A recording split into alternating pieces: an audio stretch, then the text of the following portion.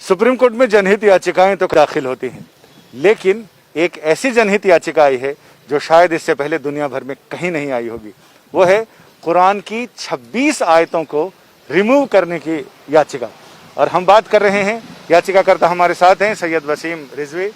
वसीम साहब, ये कौन सी 26 आयतें हैं जिसको आपने रिमूव करने की अर्जी लगाई है सुप्रीम कोर्ट में? दोहार देखिए, प्रॉफिट मोहम्मद के बाद पहले खलीफा अबू बकर, दूसरे खलीफा उमर और तीसरे खलीफा उस्मान द्वारा कुरान को कलेक्ट करके और उसको जारी किया गया एक किताबी शक्ल में। कुरान के अंदर कुछ आयतें ऐसी हैं जो आतंक को बढ़ावा देती हैं, वायलेंस टीचिंग हम कहें उसको एक तरह से, वो कुरान के अंदर इस तरह की बातें हैं और बहुत अच्छी बातें भी हैं जो इंसानियत के लिए हैं। तो अल्लाह के मैसेज दो तरह के नहीं हो सकते। तो ये तीन जो खलीफा थे, इन्होंने ताकत का इस्तेमाल करते हुए कुरान के अंदर अमेंडमेंट करके इस तरह की आयतों को डालकर कुरान शरीफ को दुनिया के लिए जारी किया और उसी का सहारा लेकर पूरी दुनिया में आगे बढ़े हैं ताकत के दम पर इस्लाम को फैलाने के लिए। कोई भी धर्म मोहब्बत से फैलाया जा सकता है, ताकत के दम पर नहीं फैलाया जा सकता। और इस वजह से आज इस्लाम को फैलाने के लिए जो कुरान के अंदर अमेंडमेंट किए गए थे, जो इस तरह के मैसेजेस डाले गए थे, जो वायलेंस को बढ़ा रहे थे, जो जुल्म और ज़्यादती कर रहे थे, आज उसका फ़ायदा आतंकवादी उठा रहे हैं। मदरसों के ज़रिए आम मुसलमानों के बच्चे उसको पढ़ रहे हैं और उनका जहन जो है वो कट्टरपंथ की तरफ बढ़ रहा है। तो ये बहुत नुकसानदेह, बहुत सी ऐसी बातें हैं जो हमने अपनी PIL में लिखी है, लेकिन क्योंकि अभी हमने PIL दाखिल की है, कोर्ट में पेंडिंग है, वो बातें हम खुलकर नहीं बता सकते। लेकिन हमें उम्मीद है कि ये चीज़ें कोर्ट को इसमें इंटरफेरेंस करना चाहिए। हमारी देश की सुरक्षा से जुड़ा मामला है।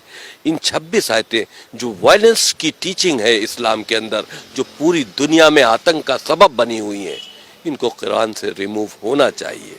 आपको लगता है कि कोर्ट ऐसे संवेदनशील मामले में, जिसमें एक फेथ से जुड़ा हुआ मामला है, उसमें मुदाखलत करेगा?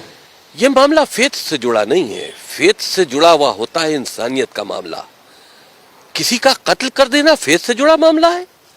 आप अगर इसको फेथ से जोड़ लेते हैं तो हमको इजाजत दीजिए कि हम काफिरों का कत्ल कर दें।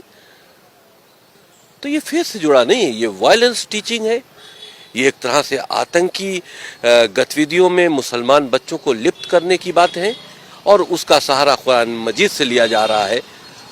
बहुत सी अच्छी बातें हैं कुरान मजीद में। हम तो कहते हैं कुरान मजीद को हम बैन करने की बात नहीं करते।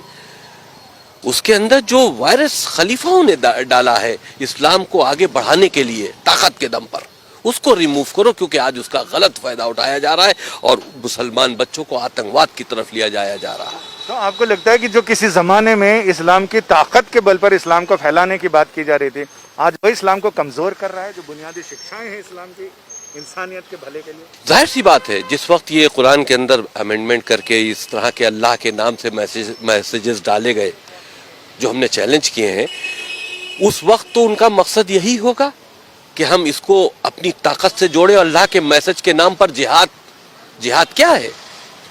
ये उस वक्त जिहाद था कि इस्लाम को फैलाना था। आज वो जिहाद का गलत इस्तेमाल हो रहा है, आतंकवादी जिहाद का इस्तेमाल कर रहे हैं। तो उस वक्त तो इस्लाम का दायरा बढ़ाने के लिए ये काम किया गया था, लेकिन आज इस्लाम उसी से बदनाम हो रहा है।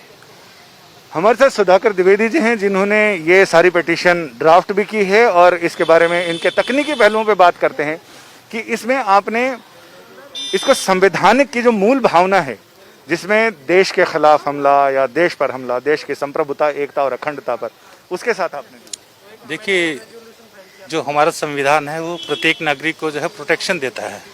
तो उसी प्रोटेक्शन में जो है कोई भी ऐसी टीचिंग नहीं हो सकती जिससे कि आतंकवाद की पढ़ाई हो, जिससे कि आतंकवाद को एजुकेट किया जाए।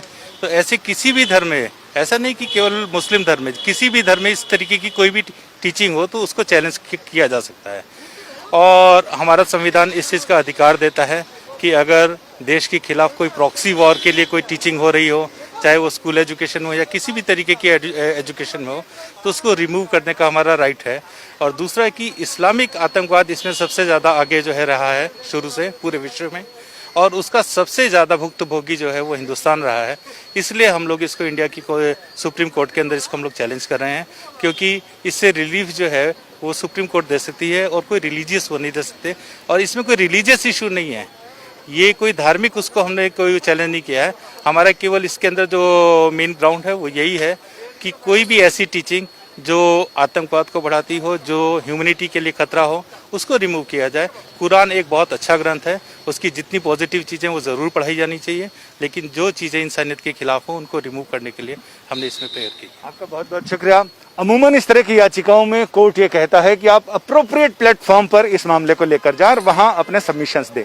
इसी को देखते हुए याचिकाकर्ता ने पहले ही देश के 57 ऐसे रजिस्टर्ड इस्लामिक संगठनों को इस याचिका की प्रति भेजी और उनसे ये कहा कि आपका जवाब इन 26 आयतों पर क्या है, जवाब अभी तक मिला नहीं है।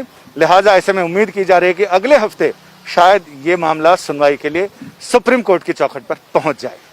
कैमरामैन अनुराग सक्सेना के साथ संजय शर्मा, दिल्ली, आज तक।